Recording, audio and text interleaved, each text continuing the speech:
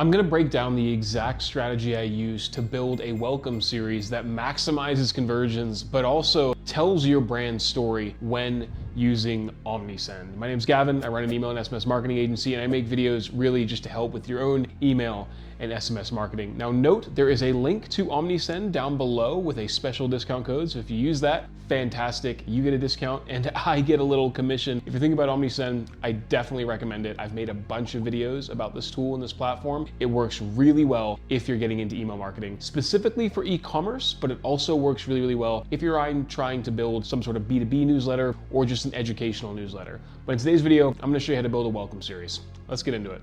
Welcome to my desktop. As you can see here, we are in Omnisend. Now, the first thing you need to do is if you're creating a welcome series, it is labeled as an automation. So you need to click automations here and you need to click create workflow. Now, the good thing about Omnisend is they actually give you some pre-built automations, and these are great for starting out, but I'm gonna teach you how to build a flow that's actually a little bit more robust and actually converts people at a higher rate. Omnisend give you these really just to kind of give you a starting point, but using my strategy, I guarantee you it's gonna work better than any platform suggests when it comes to the templates they build out. Klaviyo does the same thing, MailChimp does the same thing. What you're gonna do is I recommend just creating one from scratch. Now, you have to define how a person enters into the flow. Typically, the trigger, which you're gonna find on the right-hand side, is what triggers the automation, okay? And what you're gonna do is you're gonna go on here, or even better, instead of scrolling, just type subscribe to marketing, okay? So when they subscribe to email marketing, this will trigger the welcome series. Now, it's important to consider that there are multiple ways somebody can enter into your Omnisend account, right? Depending on the integration, obviously. So I'm assuming you already have an integration set up or that you're capturing people with the sign-up form that you've already built. I'm not gonna go into this creation of a sign-up form today, but just note that this is pulling people everywhere. So if they subscribe via your integration, on your website, through a sign-up form, this is triggering that flow. So if you have different sign-up forms or different offers for different ways that people can sign up to your email marketing, you can actually set that within the trigger filters, and you can select the type of forms that people are coming from, okay? And the method that people are actually subscribing. But we're gonna assume that you're treating everybody the same, regardless of where they subscribe from. And personally, I recommend doing that. The first thing you're gonna wanna do is you're not gonna wanna mess around with the trigger filters. Trigger filters are filters that are applied at the trigger, but you should mess around with these exit conditions.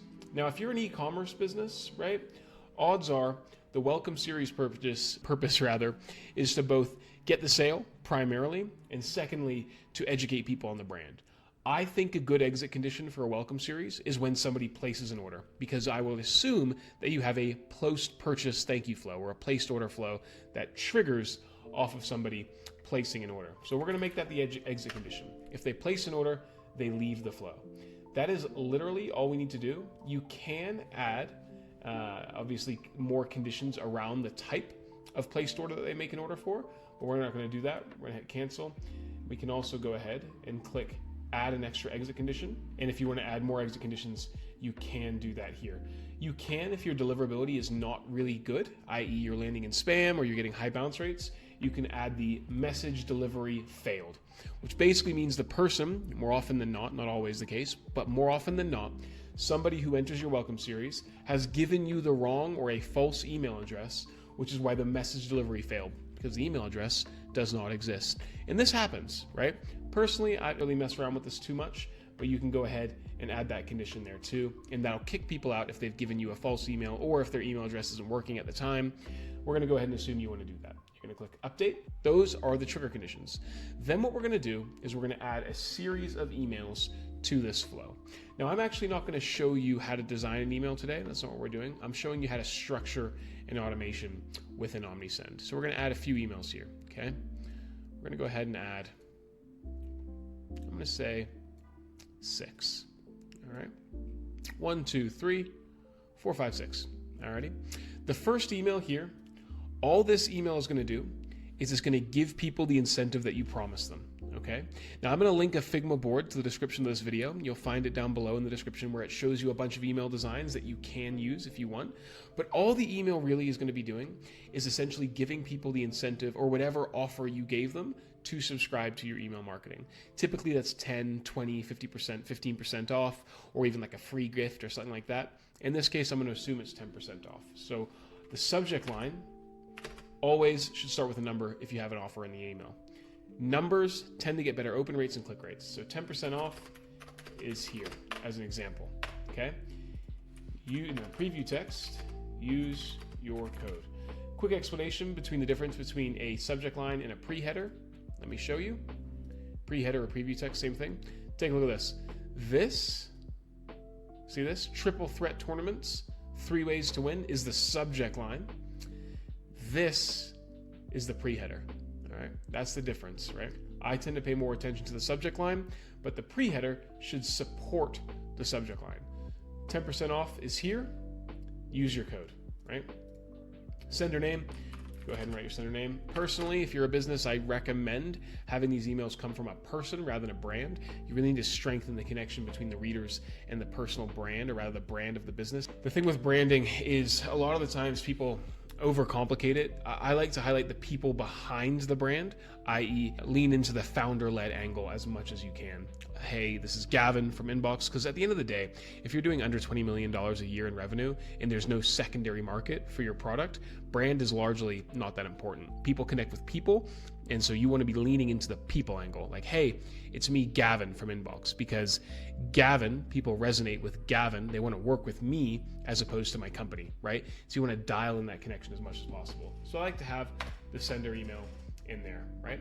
Now, we're currently using shared sender Omnisend email, but if you have a dedicated sending domain, you would set that there. You can actually click receive replies to a different email address. So let's say you have that founder-led email like Gavin at inbox.co.nz. That's my email address. Don't email me. I'll find your family. But if you did want to send that email out to make it seem more human, right? Like, hey, it's Gavin, and here's my email address, Gavin at inbox. But you did not want to receive responses to that email to your inbox, because that could crowd up your inbox with replies. You can change the reply address by clicking that, and you can choose a different reply address. So when they reply to your email, right, it goes to a different address, which is really useful if you have like sales at your company name or customer support at your company name. Those replies will go there instead, okay? You can change the language, all that good stuff. Then you click update.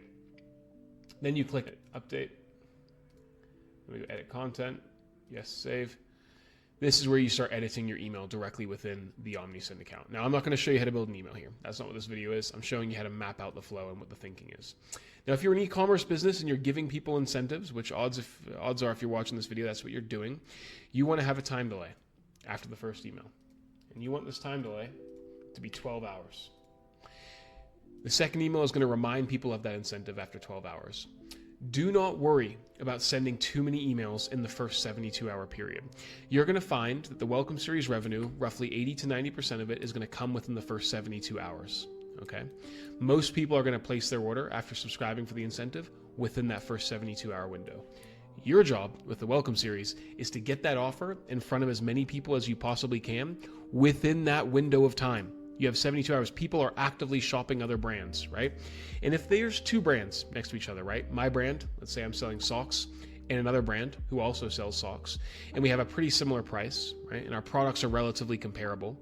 The brand that's going to win the sale is the brand that, let's assume the price is the same and the product is the same, is the brand that reiterates its offer, i.e. the discount, more than the other brand. Most brands don't watch my YouTube channel and they don't know this. So if you stuff your emails within the first 72-hour period with more emails and more messaging more aggressively, you will see more sales come through.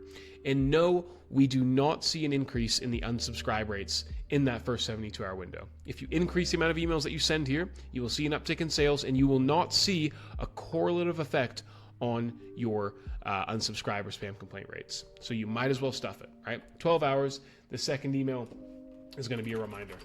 Reminder about your discount. Remember, 10% off. Reminder. Change that. Don't forget to use your code. There we go. Then what we're going to do is we're going to go to the next one. Sure, we're going to go to test, update, and then we're going to have another email a day later. The second email is going to remind people of the discount code again. Okay, so now we're at about 36 hours, but we're also going to start tying in your mission statement. okay? Tying in why you built the company and speak as if you're the founder, right? Hey, my name's John. Hey, my name's Sarah. The reason I started this company is XYZ. Don't forget, here's your discount code. You're going to gradually start pulling away from the aggressive sales messaging and more about introducing your brand and your story, okay? This is going to be 1 day update, okay? And you're going to add another email right below it, but you're going to add another time delay. Going to add a 1 day delay again. You're going to highlight social proof, okay? We're going to delete this one here. We don't need the 1 minute. So now we're at 36 plus 24. We're at 60 hours, okay? You're going to highlight social proof. So I like to do customer spotlights. Find reviews from your products, if you have them, and spotlight them within the email while reminding them of the discount code, okay? Social proof is what you're going for here. Social proof in the email. Then you're going to add another 1 day delay because now we're at 72 hours. Okay, we're just going to go ahead and duplicate this 1 day delay. And then what you're going to do is you're going to highlight the products, your best sellers with the discount code.